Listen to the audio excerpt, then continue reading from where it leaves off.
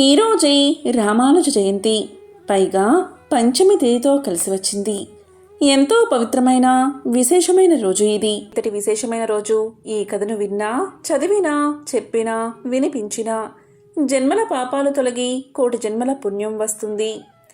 మీరు చేపట్టే ప్రతి పనిలో విజయం కలుగుతుంది.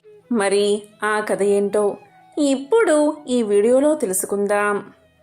పూర్వకాలంలో పావనమిత్రుడు అనే పండితుడు సాయంకాలంలో వాతాపి గణపతి ఆలయ మండపంలో పిల్లలకు పెద్దలకు విఘ్నేశ్వరుడికి సంబంధించిన కథలను చెబుతూ ఉండేవాడు. మండపం గోడలపై విఘ్నేశ్వరుడి కథలు చిత్రాలుగా చిత్రితమై ఉన్నాయి. ఆ రోజు ఆ చిత్రంలో ఏనుగు గుహలో ఉన్న చిత్రాన్ని ఒక పిల్లవాడు గురువుకు చూపించి ఆ కథ చెప్పమన్నాడు. అప్పుడు పావనమిత్రుడు ఆ కథను చెప్పడం ప్రారంభించాడు. పూర్వకాలంలో ఒక నగరంలో కలహకంటి అనే ఒక స్త్రీ ఉండేది. ఆమె అసలు పేరు కలకంటి, కానీ ఆమె ఎప్పుడూ అందరితో కలహాలు పెట్టుకోవడం వల్ల ఆమెను అందరూ కలహకంటి అని పిలిచేవారు.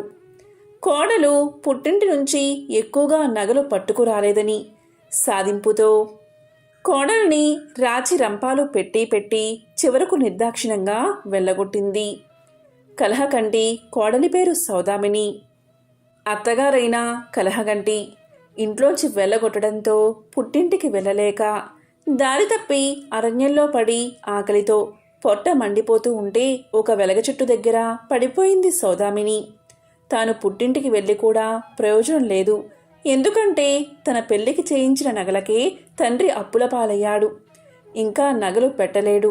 అందువల్ల ఆ కీకారణ్యంలో చావడమే మేలు అనుకుంటూ ఉండగా చెట్టు నుంచి ఒక వెలగపండు రాలి దొర్లుకుంటూ ఆమె చేతి దగ్గర ఆగిపోయింది. ఆ వెలగపండు పట్టుకుని సౌదామిని లేచి కూర్చుంటూ ఉండగా భూమి దద్దరిల్లేలా ఒక పెద్ద ఏనుగు పరుగున రావడం కనిపించింది సౌదామినికి. సౌదామినికి చిన్నతనం నుంచి విఘ్నేశ్వరుడిపై గొప్ప భక్తి విశ్వాసాలు కలిగి ఉంది. దాంతో ఆమె విఘ్నేశ్వరుని తలుచుకుని ఏనుగు పాదాల కింద పడి చావాలని ఏనుగుకి ఎదురు వెళ్ళింది. కానీ ఏనుగు సౌదామిని చూసి ఆగిపోయింది. సౌదామిని చేతిలో ఉన్న వెలగపండును తొండంతో తీసుకుని తన నోట్లో వేసుకుని సౌదామిని దీవిస్తూ ఉన్నట్లుగా తొండంతో సౌదామిని చెయ్యి పట్టుకుని తిన్నగా ఒక పెద్ద గుహ దగ్గరకు తీసుకువెళ్ళింది. ఆ గుహకు అడ్డంగా ఉన్న ఒక పెద్ద రాయిని తొండంతో సునాయాసంగా పక్కకు లాగేసి ఆ గజరాజు లోపలికి వెళ్ళి కొంత సమయం అయ్యాక రత్నాల నగలను కట్టలు కట్టలుగా తొండంతో తీసుకొచ్చి సౌదామిని ముందు పడేసింది.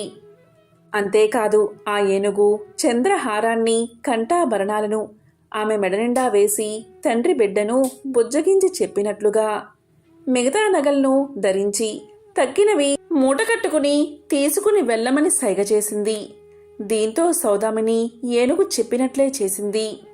దీంతో ఏనుగు సౌదామిని కళ్యాణనగరం దగ్గరలో విడిచిపెట్టి తిరిగి అడవిలోకి వెళ్ళిపోయింది. ఇక సౌదామిని అత్తగారింటికి చేరుకుంది.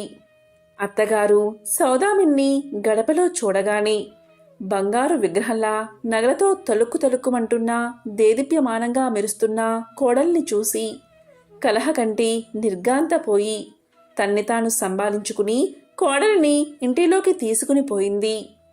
కోడలితో ప్రేమ నటించి మెల్లమెల్లగా ఆ నగలన్నీ కూడా ఎలా వచ్చాయో తెలుసుకుంది కలహకంటి. సౌదామిని కూడా అడవిలో జరిగిందంతా అత్తగారికి చెప్పింది. అంతా విన్న కలహకంటి ఏనుగుకి వెలగపండ్లు అంత ఇష్టమన్నమాట అని తలచి వెంటనే సంతకు వెళ్లి సంచి నిండా వెలగపండ్లు కొనుక్కు వచ్చింది. కలహకంటి బంగారం నింపుకుని రావడానికి ఒక గడ్డి గోతాన్ని భుజాన వేసుకుని వెలగపళ్లను సంచితో పెట్టుకుని బయలుదేరింది అడవిలోకి. అరణ్యంలో ప్రవేశించి కోడలు చెప్పిన గుర్తుల ప్రకారం ఎంత వెతికినా ఆమెకు వెలగ చెట్టు కనబడలేదు. దీంతో విసిగిపోయి ఒక చింత చెట్టు కింద చతికిలబడింది కలహకంటి. వెలగపండు తినాల్ని తీసింది. తినాల్ని తీసినా ఎలాగో నిగ్రహించుకుని వెలగపండును చేత్తో ఎత్తి పట్టుకుని గొంతు సవరించి ఇలా పలికింది. ఏనుగా రావే, వెలగపండు తినవే, నగలన్నీ తేవే, నా కోరిక తీర్చవే. ఏనుగా రావే, వేగంగా రావే అంటూ భజన పాట మొదలుపెట్టింది. ఎంతసేపు పాట పాడినా ఏనుగు రాలేదు కాని అడవి దద్దరిల్లేలాగా గాండ్రుమని అరుపు వినిపించింది. అది ఏనుగు గీంకారం కాబోలు అనుకుని కలహకంటి సంతోషపడుతూ మెడచాచి చూడగా పెద్ద పులి దూకుతూ రావడం కనిపించింది. దీంతో కలహకంటి భుజం మీది గోతాన్ని వదలకుండా తిరిగి చూడకుండా పరిగెత్తి రొక్కుతూ ఆయాసపడుతూ ఒక ప్రదేశంలో పడిపోయింది. ఆ పడ్డం కూడా సరిగ్గా గుహ దగ్గరే పడింది. అదే నగలు ఉన్న వినాయక గుహ. ఆ గుహను చూసిన వెంటనే కలహకంటి తన అదృష్టానికి పొంగిపోతూ గుహలోపలికి వెళ్ళింది. గుహలో కుప్పలు తిప్పలుగా ఉన్న నగలు చూసి పిచ్చెక్కిన దానిలాగా తల మునిగేలాగా నగలన్నీ వేసుకుని గోతం నిండా నగలు కుక్కి మూతి కట్టి ఎత్తలేక ఎత్తి మొయ్యలేక మోస్తూ నడవలేక గుహ యొక్క ముఖద్వారం దగ్గరికి వచ్చేసరికి గుహ మూతబడిపోయింది.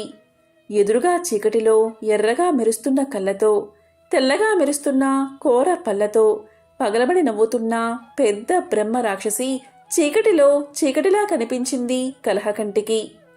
అప్పుడు ఆ రాక్షసి ఇలా పలికింది.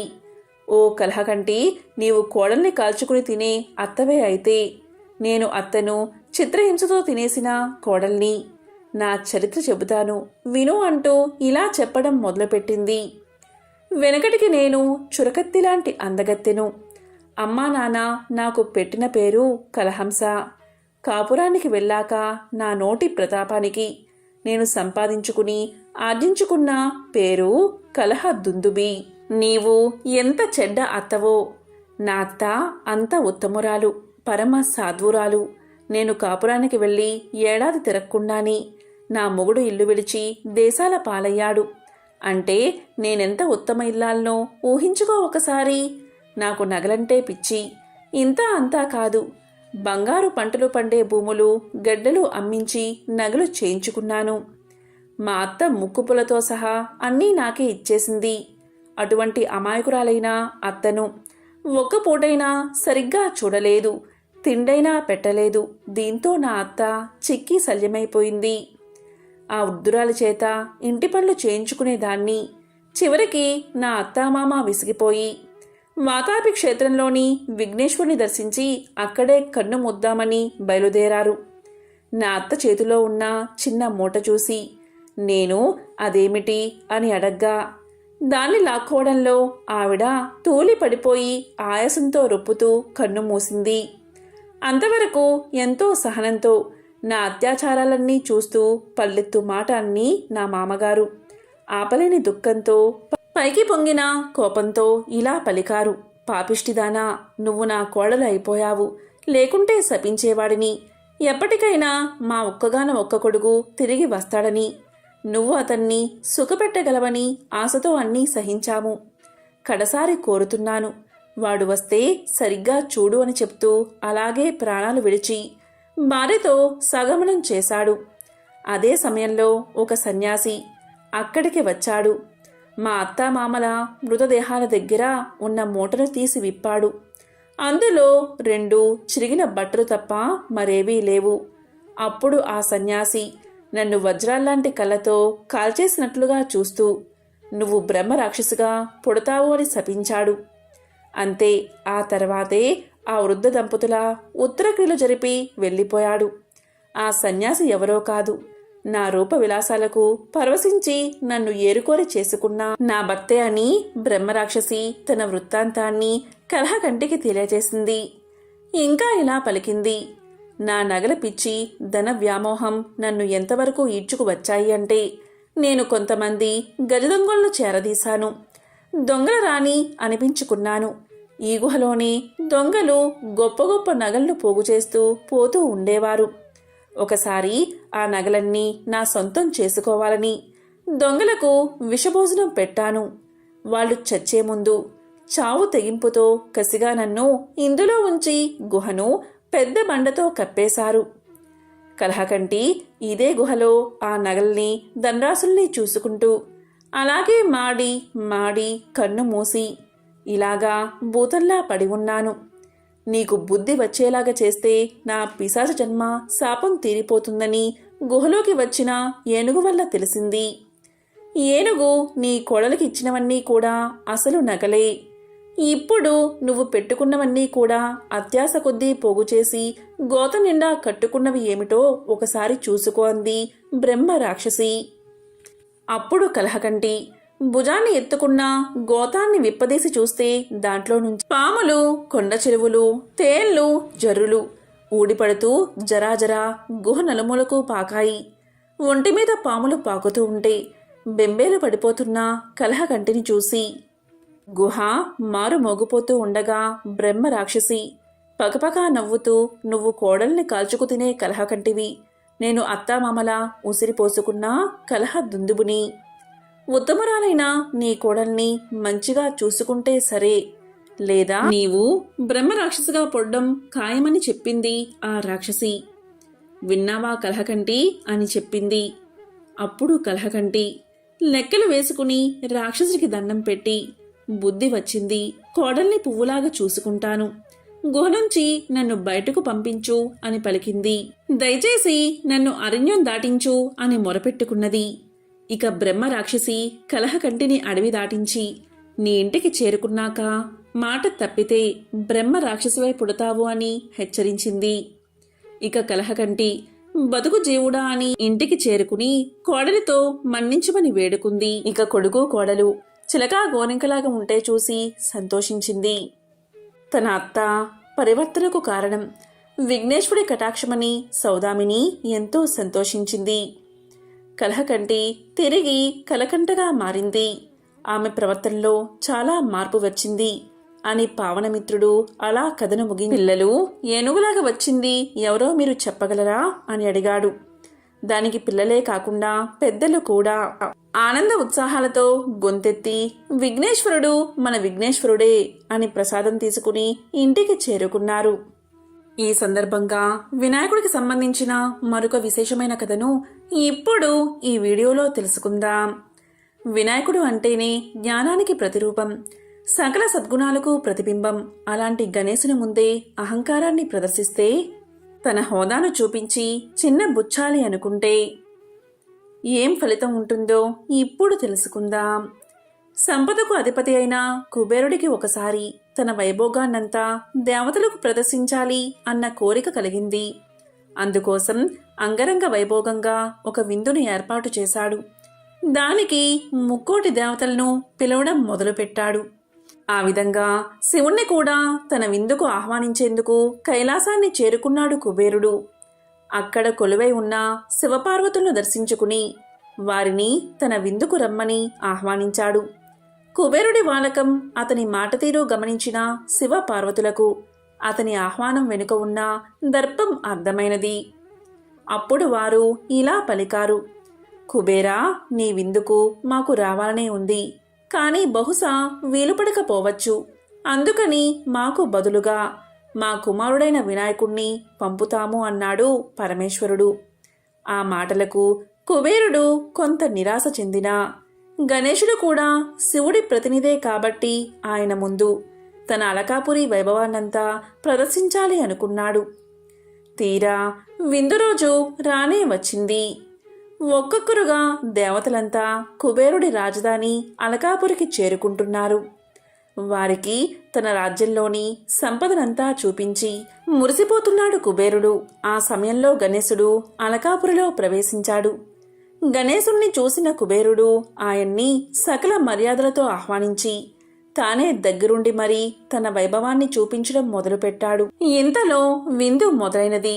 విందు కోసం తయారు చేసిన వందలాది భక్షలను చూడ్డంతోటే ఆహ్వానితుల కడుపు నిండిపోతుంది. కాని వినాయకుడి మాత్రం తన ముందున్న ఆహారాన్ని చిటికెలో పూర్తి చేసి పారేశాడు. ఆపై తనకి ఎంత వడ్డిస్తే అంత ఆహారాన్ని కళ్ళు మూసి తెరిచేంతలో ఆరగించడం మొదలుపెట్టాడు. వినాయకుడికి మరింత ఆహారాన్ని అందించేందుకు సేవకులంతా అటూ ఇటూ పరుగులు పెట్టడం మొదలుపెట్టారు. వందలాది మంది కోసం వండిన ఆహారమంతా వినాయకుడి ఆకలిని తీర్చలేకపోయింది. రాజ్యంలో ఎక్కడెక్కడ ఉన్న ఆహారాన్ని తీసుకువచ్చి వడ్డించినా ఉపయోగం లేకుండా పోయింది. ముక్కోటి దేవతల సాక్షిగా కుబేరుడు వినాయకుడి ఆకలిని తీర్చలేక నిస్సహాయంగా నిల్చుండిపోయాడు. ఆకలి తీరని వినాయకుడు మాత్రం తన ముందు ఏది కనిపిస్తే దాన్ని గుడ్డుకు మనిపించడం మొదలుపెట్టాడు. పరిస్థితి ఇలాగే కొనసాగితే తన అలకాపురి రాజ్యం మొత్తం వినాయకుడి ఆకలికి ఆజ్యమైపోతుందని అర్థమైపోయింది కుబేరుడికి. వెంటనే పరిగెత్తుకుంటూ కైలాసానికి చేరుకున్నాడు. జరిగిందంతా శివుడికి వివరించి శరణు వేడుకున్నాడు కుబేరుడు. నాకు బుద్ధి వచ్చింది. ముల్లోకాలకు అధిపతివైన నీ ముందే నా దర్పాన్ని ప్రదర్శించాలి అనుకున్నాను. ఇప్పుడు నా అస్తిత్వానికే ముప్పు వచ్చింది. దయవుంచి నన్ను రక్షించు ప్రభు అంటూ సాగిలపడ్డాడు కుబేరుడు. కుబేరుడి బేల మాటలు విన్న శివుడు చిరునవ్వుతో ఇలా పలికాడు. భక్తి వినయాలతో ఒక గుప్పెడు మెతుకులను గణేశుడికి అర్పించినా అతని ఆకలి తీరుతుంది. దర్పంతో తన కడుపు నింపాలి అనుకుంటే మాత్రం సాధ్యం కాదు అంటూ ఒక గుప్పెడు మెతుకులను కుబేరుడి చేతిలో వేశాడు శివుడు. పరమేశ్వరుడు అందించిన ఆ గుప్పెడు మెతుకులను చేతపట్టుకుని పరుగు పరుగున అలకాపురికి చేరుకున్నాడు కుబేరుడు. అక్కడ తన ఆకలితో ఏకంగా అలకాపురిని భక్షించేందుకు సిద్ధంగా ఉన్న వినాయకుడికి చేతులు జోడించి శివుడు అందించిన గుప్పెడు మెతుకులను ప్రసాదంగా అర్పించాడు. ఆ గుప్పెడు మెతుకులతో వినాయకుడి ఆకలి తీరిపోయింది.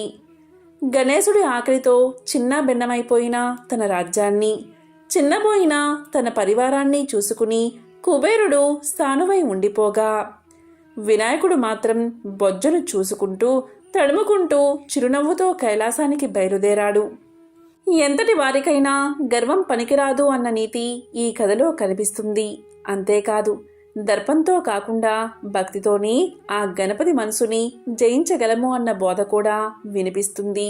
ఈరోజే రామానుజాచార్య జయంతి. ఎంతో పవిత్రమైన విశిష్టమైన రోజు.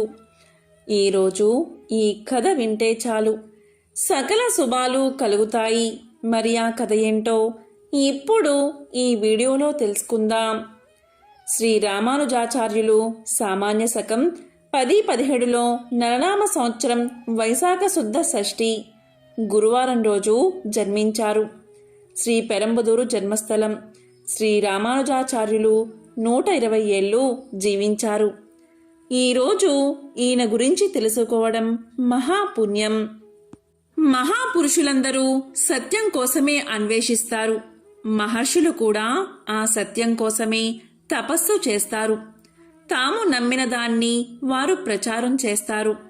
యమునాచార్యుడు కాంచీపురానికి వచ్చినప్పుడు రామానుజుడు చాలా చిన్నవాడు. అప్పుడు అతనికి ఎదురు వెళ్లి ఆహ్వానించడానికి తన గురువైన యాదవ ప్రకాశుడితో రామానుజుడు కూడా వెళ్ళాడు. రామానుజుడు యమునాచార్యుడికి సాష్టాంగ ప్రమాణం చేశాడు. అతని వద్ద ఆశీస్సులు కూడా తీసుకున్నాడు. యమునాచార్యుడు అతని శిరస్సు మీద చెయ్యి ఉంచి చిరంజీవి అవుతావు అని ఆశీర్వదించగానే రామానుజుడు ఎంతో ఆనందించాడు. కాని అప్పుడు అతనితో మాట్లాడే ధైర్యం రామానుజుడికి లేదు. అప్పుడు అతని మనసు అంతగా పరిపక్వత చెందలేదు. ఈ విధంగా కొన్ని రోజులకు యాదవ ప్రకాశుడు రామానుజుడిని వదిలివేసిన తర్వాత రామానుజుడు యమునాచార్యుణ్ణి కలవడానికి శ్రీరంగానికి వచ్చాడు. అదే రామానుజుడు మొట్టమొదట ఆ క్షేత్రానికి రావడం. కాని అప్పటికే యమునాచార్యుడు మరణించాడు. ఇక రామానుజుడు దీని గురించి ఎంతో బాధపడి శ్రీరంగంలో ఉండకుండా కాంచీపురానికి వచ్చాడు. యమునాచార్యుడు లేని కొరత రామానుజుడికి చక్కగా తెలిసి వచ్చింది. యమునాచార్యుడు ఉన్నట్లయితే తన సందేహాలన్నిటినీ అతను నివృత్తి చేసేవాడు. ఆ అదృష్టం ఇంకా తనకి లేదు. కాబట్టి తానే ధ్యానం ద్వారా, దీర్ఘాలోచన ద్వారా అన్నీ క్షుణ్ణంగా పరిశీలించడం ద్వారా సందేహాలను నివృత్తి చేసుకోవాల్సి వచ్చింది రామానుజుడికి. రామానుజుడిని ఒక ప్రశ్న వేధిస్తుంది. అది ఏంటి అంటే, వేదాలు మొదలైన ప్రమాణాలు సత్యాలా కామా అద్వైతులు చెప్పినట్లు సత్యాలు కాకపోతే వాటి ద్వారా సత్యాన్ని తెలుసుకోవడం వీలవుతుందా? ఇంతలో అతనికి మరో ప్రశ్న ఎదురైంది. ప్రకృతికి అనుభూతికి ఉన్న సంబంధం ఏమిటి? అసలు ఆ విధులు ఏమిటి? వాటి నుండి తరించడం ఎలా? ఇలా అతనికి అనేక ప్రశ్నలు అతని మనసును వేధించసాగాయి. సమాధానాలు మాత్రం రామానుజుడికి లభించలేదు.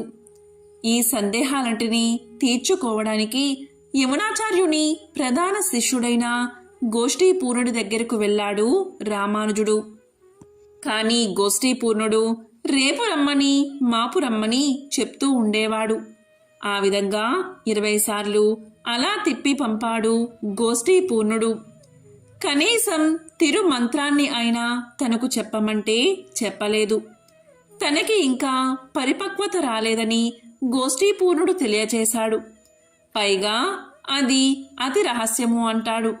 దానిని అంత సులభంగా చెప్పకూడదు అంటాడు. ఇలా చెప్పగానే రామానుజుడు ఇలా అనుకున్నాడు, నిజంగా తిరుమంత్రం అంత రహస్యమైనదా? దానిని నేర్చుకోవడానికి నాకు అర్హత లేదా? ఆ మంత్రం ఎందుకు అంత రహస్యంగా ఉంచబడింది అని అనుకుంటూ ఏ విధంగా అయినా ఆ మంత్రాన్ని తెలుసుకోవాలి అని రామానుజుడికి పట్టుదల బాగా పెరిగింది. ఆ మంత్రం కోసం అతని మనసు ఎంతో ఆరాటపడింది. గోష్ఠీపూర్ణుడు ఎన్నిసార్లు తనను తిప్పి పంపినప్పటికీ తాను విసుగు చెందకుండా వస్తున్నాడు. 100 సార్లు కాదు, 1000 సార్లు తిరిగి పంపినా కూడా పట్టు వదలకూడదు అనుకున్నాడు రామానుజుడు. అలా నిర్ణయించుకుని వస్తూనే ఉన్నాడు. రాత్రి పడుకున్నప్పుడు కూడా రామానుజుడి మనస్సు ఆ తిరు మంత్రం మీదే ఉంది. నిద్ర కూడా సరిగ్గా పట్టట్లేదు. ఒకనాడు ఉదయం లేస్తూనే రామానుజుడు కావేరీ నదిలో స్నానం చేశాడు. కావేరీ తీర్థాన్ని సేవించి మళ్లీ ప్రయాణమయ్యాడు. మార్గమధ్యలో రామానుజుడికి ఎన్నో ఆలోచనలు తోచాయి. గోష్ఠీపూర్ణుడు ఈసారైనా కరుణిస్తాడో లేదో. అతను తిరుమంత్రాన్ని చెప్పకపోతే తనేం చెయ్యాలి? మరలా శ్రీరంగానికి రావాలా అని ఆలోచిస్తూ వెళ్ళాడు. రామానుజుడు వెళ్లేసరికి గోష్ఠీపూర్ణుడు ఇంటి వద్దనే ఉన్నాడు. అతన్ని చూస్తూనే రామానుజుడు నమస్కారం చేశాడు. దగ్గరకు వెళ్లి గోష్ఠీపూర్ణుడికి సాష్టాంగ నమస్కారం చేశాడు. ఇక గోష్ఠీపూర్ణుడు రామానుజుడిని ప్రేమతో లేవదీశాడు. హృదయపూర్వకంగా కౌగిలించుకున్నాడు. రామానుజుడు ఇన్నిసార్లు వచ్చేసరికి అతనికి ఎంతో పట్టుదల ఉన్నట్లు గోష్ఠీపూర్ణుడికి అర్థమైంది. ఇక గోష్ఠీపూర్ణుడు ఇలా అన్నాడు, రామానుజా, తిరుమంత్రం కోసం వచ్చావా అని అడిగాడు. ఇక రామానుజుడు ఎంతో ఆనందంతో తల ఊపాడు. ఇక గోష్ఠీపూర్ణుడు రామానుజుడి చెయ్యి పట్టుకుని లోపలికి తీసుకువెళ్ళాడు. ఇలా పలికాడు, రామానుజా, తిరుమంత్రాన్ని నీకు చెప్తాను. ఎవరికీ చెప్పవు కదా. ఈ మంత్రాన్ని ఇతరులకు ఎవ్వరికీ చెప్పకూడదు. ఇలా చేస్తే నీ తల 1000 ముక్కలవుతుంది. గౌరవాది నరకాలను అనుభవిస్తావు. ఇది చాలా రహస్యమైన మంత్రం, దేవ రహస్యం. దీన్ని బయట పెడితే దేవతలు కోపగిస్తారు, నిన్ను శిక్షిస్తారు అని గంభీరంగా పలికాడు గోష్ఠీపూర్ణుడు. దానికి రామానుజుడు బయట పెట్టను అన్నాడు. ఇక గోష్ఠీపూర్ణుడు ఇలా పలికాడు, నీ మీద విశ్వాసంతో ఈ తిరుమంత్రాన్ని నీకు తెలియజేస్తున్నాను అని పలికి గోష్ఠీపూర్ణుడు చుట్టుపక్కల చూశాడు. ఎవరూ లేరు.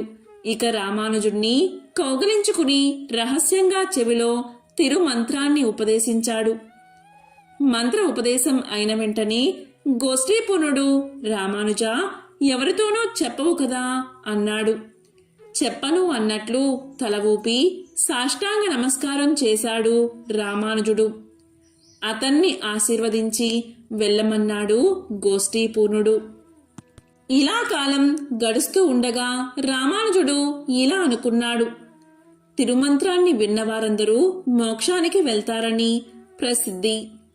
మోక్షాన్ని పొందాలి అంటే ఎన్నో కష్టమైన సాధనలు చెయ్యాలి కదా.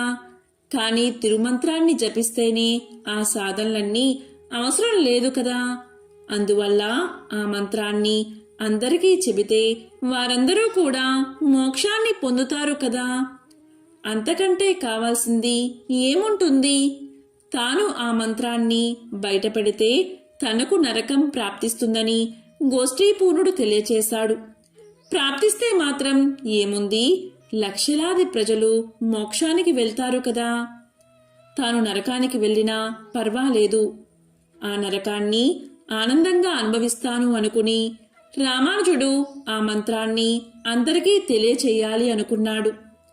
ఆలోచన వచ్చిందే తడవుగా రామానుజుడు దేవాలయాన్ని సమీపించాడు. దేవాలయం లోపలికి వెళ్ళాడు. అక్కడ దేవుడు నవ్వుతూ ఉన్నట్లు కనిపించింది రామానుజుడికి. అప్పుడు రామానుజుడు కళ్ళు మూసుకుని దేవుడికి నమస్కారం చేశాడు. అప్పుడు దేవుడు భయం లేదు, వెళ్ళి చెప్పు అన్నట్లు అనిపించింది రామానుజుడికి. ఇక రామానుజుడు ఎత్తుగా ఉన్న దేవాలయ గోపురం పైకి ఎక్కి ప్రజలందరినీ పిలిచి గట్టిగా తిరుమంత్రాన్ని చెప్పసాగాడు. ప్రజలు కూడా రామానుజుడితో గొంతులో గొంతు కలిపి ఆ మంత్రాన్ని పఠించసాగారు. ఇంతలో గోష్ఠీపూర్ణుడు అక్కడికి వచ్చి వేలాది మంది జనం అక్కడ ఉండడం చూసి ఆ మంత్రాన్ని రామానుజుడు చెప్పడం చూసి ఎంతో కోపగించి రామానుజుడిని మందలించాడు గోష్ఠీపూర్ణుడు. మంత్రం ఉపదేశించడం అయిపోయాక రామానుజుడు చిన్నగా గోపురం దిగి గోష్ఠీపూర్ణుడి ముందుకు వచ్చాడు. ఎందుకు అలా చేశావు? నీకు ఘోర నరకం తప్పదు అన్నాడు గోష్ఠీపూర్ణుడు. అప్పుడు రామానుజుడు ఇలా పలికాడు, నాకు నరకం సంభవించినా పర్వాలేదు, లక్షల మందికి మోక్షం లభిస్తుంది. ఆ ఆనందం ముందు నా ఒక్కడి నరకం పెద్దగా బాధించదు. నాకు ఈరోజు ఎంతో ఆనందంగా ఉంది. ఇంతమంది నోట్లో తిరునామం పలికి ఆ తిరునామం తరించింది, మరింత పవిత్రమైంది అన్నాడు రామానుజుడు. ఇక గోష్ఠీపూర్ణుడు అక్కడి నుండి వెళ్ళిపోయాడు. రామానుజుడు జల్లుకు తెలిపిన ఆ తిరుమంత్రమే ఓం నమో వెంకటేశాయ. ఓం నమో వెంకటేశాయ. ఈ తిరుమంత్రాన్ని జపించినా, విన్నా, వినిపించినా, చెప్పినా అలాంటి వారికి మోక్షం కలుగుతుంది. వైశాఖ బుధవారం రోజు ఈ కథలను విన్నా, చదివినా, చెప్పినా, వినిపించినా జన్మల పాపాలు తొలగి కోటి జన్మల పుణ్యం వస్తుంది. సకల శుభాలు కలుగుతాయి. ఓం గం గణపతియే నమః.